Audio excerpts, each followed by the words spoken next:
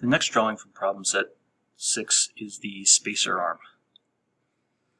We will need a dimension on the object. Again, preferably we don't want to do this. We'd be dimensioning the hidden center lines for one. And the other problem is we would be creating extremely long extension lines and pulling this through multiple object lines. So dimensioning on the object is the preferred process here. Also, using an object line as an extension line happens for these measurements of 8. In this view, it would be very hard to determine which edge you're actually referencing. The top view shows the shape the best, so that is the overriding rule that we're going to look at here.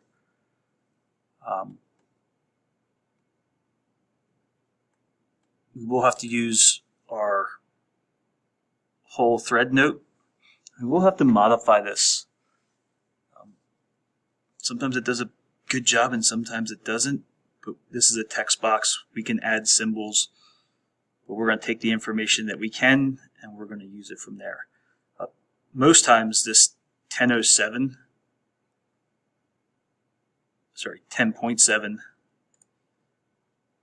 doesn't come in. It comes in like 10.04 because that would be the drill size for that thread. I guess this one's a little bit looser at 10.07. So this is one we really should be worried about. And then depth. We had to set depth so it went all the way through. Well, being that it's through all, no depth is given. This is a dimension we'll typically have to remove as well. The ream, again, by using the higher or lower end, we're going to set that limit for the tolerance. Center lines, center marks, scale of 1 to 1 in millimeters. We will need a decimal turned on and no trailing zeros. So we're going to create a drawing from this part.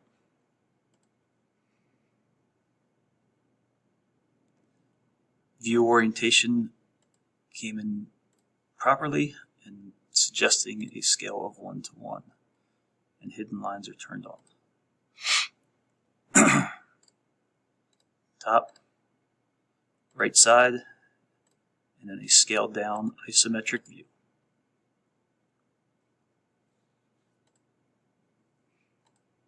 Shaded, and 2 to 3 would be a scale smaller.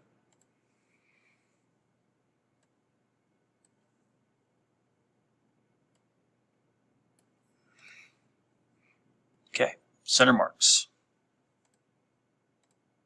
Anywhere that we have a hole. Center lines. Anywhere we have a hole. So getting the center line on the threaded feature is not a problem.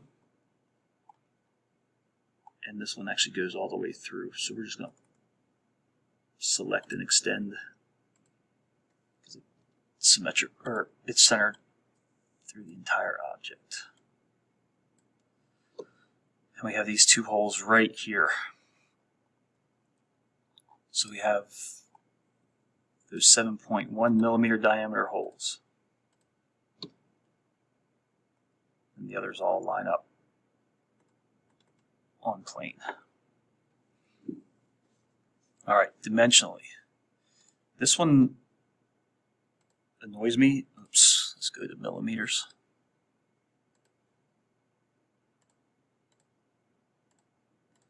We need at least one decimal place and no trailing zeros. This is measured in a linear fashion on the handout. It's a complete circle, dimensioned with a leader line. So let's take our other diameters. I need the inside. This will be the ream that we'll set the tolerance on later, which now leads me to the fact that I need 2 decimal places. It's better. These holes have a diameter. And we'll come back to this one. This one's going to be our new thing that we're looking at here today. is that threaded hole. So that should be all of our holes. Linear dimensions.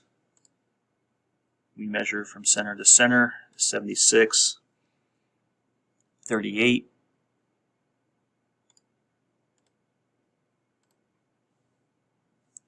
and 24. Okay, distance from this center to this center, and then center to center.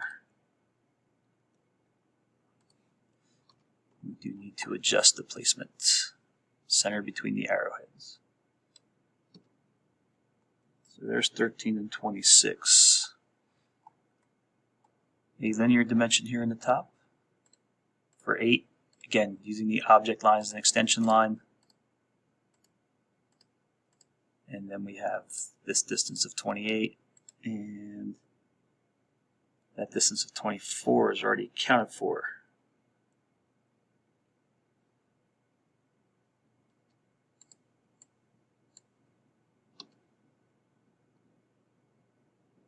We do need to know that this is 17. Ooh, good thing I looked at that. We don't have anything referencing this dimension of 17. This view shows it the best. It is a dimension that we need to show. This is a hidden center line. It's a lot clearer in the top view than it is in the front view. Got it. 25.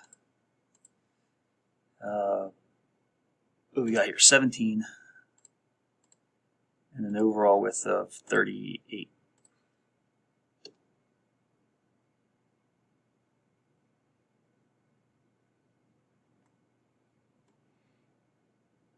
So 32, 8, 13, 26, 8, 24.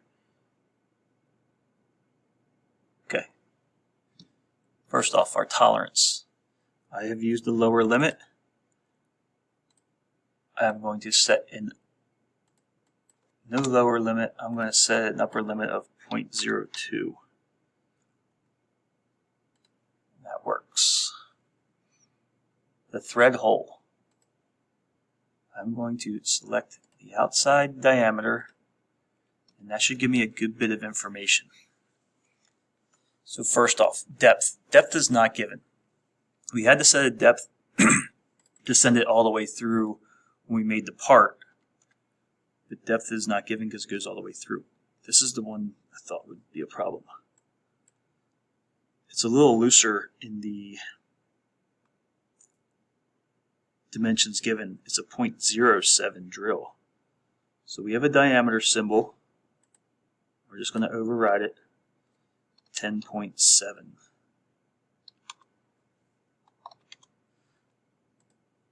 10.7 is the drill. M12, 175 at 6. Good. So not too bad. Depth we had to remove. We had to change that drill diameter. That is driven by standard drill and tap sizes. We go. Let's give this a quick check over. We need a note for rounds and fillets.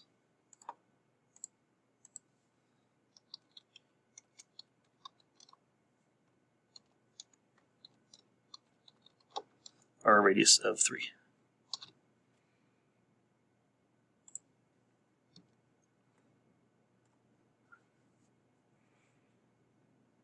$38, 24. 7-1 drill. Looks good. At the title block. This is the spacer arm. On the 1. Sorry. Wrong tab. ISO is in metric. Scale of 1 to 1. And we'll set a date. Closer to the due date. Yes, we do need to dimension this 17 dimension. This is the view that shows it